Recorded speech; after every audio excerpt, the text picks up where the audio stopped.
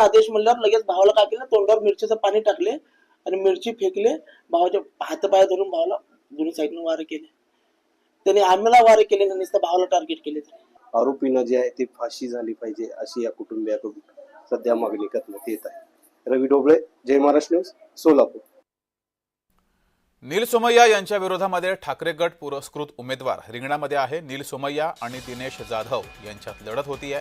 मुलुंडच्या ward क्रमांक 107 मधून शरद पवार गटाचा अर्ज बाद झालाय, तर काहीही तरी गडबड होईल याचा अंदाज होता, त्यामुळे मी अपक्ष उमेदवारी अर्ज भरला होता, असं दिनेश जाधव यांनी म्हटलंय. काही आणखीन अपक्ष होते त्यांना सुद्धा दमदाटी केली होती. काही गुजराती समाजाचे 2 उमेदवार आहेत त्यांना सुद्धा दमदाटी केली होती. पण ते शक्य झालं नाही त्यांना, आणि त्यांना असं वाटलं की बिनविरोध होईल नील सोमय्या आणि जिंकून येईल. पण मी बाळासाहेबांचा शिवसैनिक आहे. गेली 30-35 वर्ष या प्रभागामध्ये काम करतोय. शाखा प्रमुख म्हणून मी 10 वर्ष काम केलं आहे. आता उपविभाग प्रमुख मी गेली 8 वर्ष काम करतोय. माझ्याबरोबर शिवसैनिकांची जबरदस्त ताकद आहे. बाळासाहेबांच्या सकाळी एक वचननामा जाहीर झालाय. मला आश्चर्य वाटतं, काल आई जिजाऊंची जयंती होती, कालही हा वचननामा जाहीर करता आला असता. पण अलीकडच्या काळामध्ये ज्यांना वंदे मातरमची एलर्जी आहे अशा लोकांसोबत आमचे काही जुने मित्र बसायला लागले. त्यामुळे त्यांना आता कशाची एलर्जी आहे हे मला या ठिकाणी सांगण्याचं कारण नाही आहे. आणि म्हणून आज आमचे मामू म्हणजे अमितने सांगितलं ते मामू म्हणत नाही मी, माजी मुख्यमंत्री आमचे मामू उद्धवजी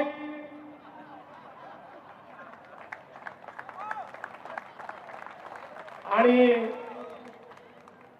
नव्यानेच पुन्हा एकदा प्रेम उफाळलेले राजजी यांनी एक वचननामा या ठिकाणी जाहीर केला. पहिल्यांदा तर मी एकच सांगू इच्छितो, वचननामा देण्याचा अधिकार हा हिंदू हृदय सम्राट शिवसेना प्रमुख बाळासाहेब ठाकरेंना होता. आज जाहीर झालेला वचननामा नाही, तो वाचून नामा आहे. वचननामा नाही आहे, तो वाचून नामा आहे. पण त्यांनी काय वाचलं हे त्यांना देखील माहिती नाही. याचं कारण आपण बघा, एका वाहिनीने 2017 सालच्या यांच्या आश्वासनाच्या संदर्भात एक फॅक्ट चेक केला आणि त्या फॅक्ट चेक मध्ये 17 साली यांनी जे 5 वचन दिले होते त्यातलं एकही वचन यांना पूर्ण करता आलं नाही, असं फॅक्ट चेक मध्ये त्या वाहिनीने त्या ठिकाणी दिलं. मला आश्चर्य वाटतं, जर आपल्याला खोटंच बोलायचंय तर आईच्या चरणी कशाला ठेवायचा. खऱ्या अर्थानं हे ज्यावेळेस वचननामा करायला बसले त्यावेळेस मला सांगितलं की काहीतरी आपापसात बोलत होते. मग मी माहिती काढली तर त्या ठिकाणी ते काय बोलत असतील, झूठों ने झूठों से कहा सच बोलो, झूठों ने झूठों से कहा सच बोलो. अरे भाई, 2 भाइयों का ऐलान हुआ, सच बोलो. घर के अंदर झूठों की एक मंडी है, दरवाजे पर लिखा है सच बोलो. अशा पद्धतीनं पुन्हा एकदा या ठिकाणी 25 वर्ष काम केल्यानंतर नव्याने त्या गोष्टी सांगताना नाही जनाची मनाची तर वाटली पाहिजे. आता बघा, ते 2 युवराज त्या ठिकाणी परवा एक कुठला तरी शो करत होते. राहुल गांधी सारखी स्क्रीन लावली होती, राहुल गांधींसारखे एरझऱ्या करत होते, काहीतरी बोलत होते. आणि मला कोणीतरी सांगितलं, म्हणत त्यांनी असं म्हटलं की या ठिकाणी मुंबईमध्ये चांगल्या प्रकारचे शौचालय देखील नाही. आता आम्हाला काय विचारता, घरी जाऊन बाबांना किंवा काकांना विचारा, 25 वर्षामध्ये मुंबईमध्ये शौचालय पण का तयार झाले नाहीत याचं उत्तर आम्ही द्यायचं की बाबांनी आणि काकांनी द्यायचं. पण खऱ्या अर्थानं आपण एक लक्षात घ्या की आज या ठिकाणी जो वचननामा आलेला आहे त्यात वचनही नाही आहे, त्यात नामाही नाही आहे, त्यात काही होणारही नाही आहे. त्यांनाही हे माहिती आहे की आपण जे बोलतोय ते करण्याची संधीच आता जनता आपल्याला ठेवणार नाही आहे. 25 वर्ष खूप संधी मिळाली, आता याच्या पुढे ही संधी नाही आहे. आणि आमचे राज ठाकरे जी म्हणाले 20 वर्ष झाले आता जेलमधनं बाहेर आल्यासारखं वाटतंय. म्हणजे मातोश्रीहून शिवतीर्थावर गेले म्हणजे शिवतीर्थ जेल समजायचं. बरं जेलमध्ये घातलं कोणी तुम्हाला? कोणी तुम्हाला घातलं जेलमध्ये हे तरी सांगितलं पाहिजे. आणि कुठल्या गुन्ह्यामध्ये गेला होता आणि आता शिक्षा संपली का? खरं म्हणजे आज ज्यावेळी अनेक लोकांनी ते बघितलं, मी तर नाही बघितलं, मी आपले कार्यक्रम करत होतो, मला अनेकांनी सांगितलं की राज ठाकरेंची काही बॉडी लँग्वेज लक्षात येत नव्हती, काही जमत नव्हतं, नेहमीसारखे राज ठाकरे वाटत नव्हते. मी तुम्हाला यापूर्वीच सांगितलेलं आहे, आमच्या अमित साटमनी देखील सांगितलेलं आहे, हा प्रीती संगम नाही आहे, हा भीती संगम आहे. या ठिकाणी महायुतीच्या भीतीमुळे आता हे एकत्रित आलेले आहेत, याच्यामध्ये कुठलीही प्रीती नाही आहे, हे आपण लक्षात घेतलं पाहिजे. मला कोणीतरी म्हणालं कार्टुनिस्ट आणि कॅमेरामॅनची युती झाली. मी म्हटलं नाही, असं म्हणणं योग्य नाही. मग म्हणे कॉमेडियन आणि कॅमेरामॅनची युती झाली. म्हटलं हेही म्हणणं योग्य नाही. मी त्याला स्पष्ट सांगितलं कोणाचं प्रोफेशन काही असू शकतं, त्याच्यावरनं तुम्ही त्यांची खिल्ली उडवणं हे योग्य नाही. ही युती कार्टुनिस्ट आणि कॅमेरामॅनची नाही आहे, ही युती कन्फ्युजन आणि करप्शनची युती आहे. एक कन्फ्युज आहे आणि दुसरा करप्ट लोकांचा नेता आहे. कन्फ्युजन आणि करप्शनची नीती आहे.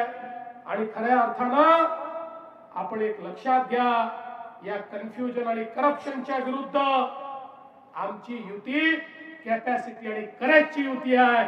या मुंबईला बदलण्याचा एक ध्यास घेऊन या ठिकाणी आता आम्ही युती केली आहे. बघा आता यांना मराठी माणूस नको आहे, यांना चंगेज मुलतानी आता जवळचा वाटतो. आता चंगेज करतात त्या ठिकाणी पायघड्या टाकण्याचं काम चाललेलं आहे. बलात्काराचा आरोप असू द्या, खोटे प्रमाणपत्र असू द्या, त्यांच्याकरता पाय घड्या घालत हे निघालेले आहेत. आणि म्हणून बंधू भगिनींनो, खऱ्या अर्थानं आज जर या ठिकाणी आपण बघितलं तर यांच्या जवळ सांगण्याकरता काहीच नाही, हे काहीच सांगू शकत नाही. हे या ठिकाणी कुठल्याही प्रकारे विकासावर बोलत नाहीत. मी तर 4 वेळा सांगितलं, 4 वेळा की विकासावरचं यांचं भाषण दाखवा आणि 1000 रुपये मिळवा. माझे 1000 रुपये अजून खिशातच आहेत, ते जातच नाहीत. त्यामुळे आज मी ठरवलं की आता 1000 रुपये नाही, ते जर विकासावर बोलले मी 2000 रुपये या ठिकाणी देणार आहे. मी माझा प्राइज मनी जो आहे आता 2000 रुपयाला नेलेला आहे. पण बंधू भगिनींनो, या निमित्ताने मी एवढंच सांगू इच्छितो, आम्हाला सांगण्यासारखं दाखवण्यासारखं या ठिकाणी आहे. खऱ्या अर्थानं मुंबईमध्ये आपण जे केलेलं परिवर्तन आहे ते आपण सगळ्यांनी बघितलेलं आहे. मुंबईचा चेहरा मोहरा आपण बदलतो. ज्या प्रकारे या ठिकाणी गेल्या 10 वर्षामध्ये 7.5 वर्ष आपलं राज्य, त्या राज्यामध्ये आपण जे परिवर्तन केलं माननीय मोदीजींच्या नेतृत्वात या देशामध्ये आणि महाराष्ट्रामध्ये महायुतीचं सरकार आल्यानंतर ज्या प्रकारे मुंबईचा चेहरा आपण बदलला, आता देशभरातले लोक या मुंबईमध्ये येतात आणि सांगतात हो आम्हाला बदललेली मुंबई पाहायला मिळते. अनेक लोक आश्चर्याने तोंडात बोट घालतात, इतक्या कमी वेळामध्ये एवढं मोठं ट्रान्सफॉर्मेशन कसं होऊ शकतं. बंधू भगिनींनो, आम्ही केवळ इन्फ्रास्ट्रक्चर करणारे लोक नाही आहोत, लोकांच्या समस्या समजणारे लोक आहोत. आपल्याला कल्पना आहे या दहिसर मध्ये आपल्या एअरपोर्ट अथॉरिटीच्या रडारचा प्रश्न होता. आमच्या ताई सातत्याने त्या ठिकाणी मनीषा ताई तो प्रश्न मांडत होत्या, आपले सगळे आमदार त्या संदर्भात आवाज उचलत होते.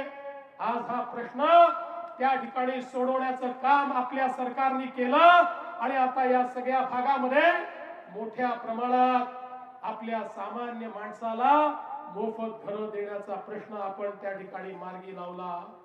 अनेक प्रश्न आपण मार्गी लावतो. सीओडीचा प्रश्न आहे, आमचे प्रयत्न चालले आहेत. मला विश्वास आहे माननीय देशाचे जे काही आमचे डिफेन्स मिनिस्टर साहेब आहेत त्यांच्यापर्यंत आम्ही पोहोचलो आणि मी तुम्हाला सांगतो लवकरच सीओडीचा प्रश्न देखील आम्हीच या ठिकाणी सोडून दाखवू. ओसी नसलेल्या इमारतींना पाणीपट्टी दुप्पट लागायची, ते आपण रद्द केलं. आज एसआरएच्या माध्यमातून मोठ्या प्रमाणात पुनर्विकासाचे प्रकल्प हातामध्ये घेतले. या ठिकाणी अनामत रक्कम ही बिल्डर 40,000 रुपये ठेवायचा, ती 1,00,000 रुपये आपण केली. त्या ठिकाणी आमच्या झोपडपट्टीतल्या लोकांना त्यांचे किरायाचे पैसे ऍडव्हान्स मध्ये मिळाले पाहिजे याकरता व्यवस्था उभी केली. लोक जे बाहेर आहेत ते आपल्या घरामध्ये आले पाहिजे याकरता जे काम न करणारे विकासक होते त्यांना रद्द केलं आणि काम करणारे विकासक हे त्यांच्या जागी आणले. कारण आम्हाला कागदावरच्या योजना नको आहेत. एसआरएच्या माध्यमातून या ठिकाणी झोपडपट्टीत राहणाऱ्या प्रत्येक व्यक्तीला त्याचं हक्काचं मालकीचं घर आम्हाला द्यायचं आहे.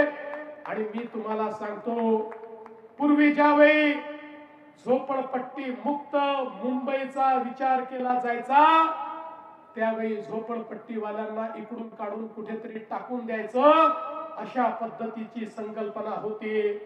होय, आम्ही झोपडपट्टी मुक्त मुंबई करून दाखवू, पण त्या झोपडपट्टीत बसलेल्या गरीबाला त्याचं हक्काचं घर हे आम्ही त्या ठिकाणी दिल्याशिवाय थांबणार नाही. हा आमचा संकल्प आहे.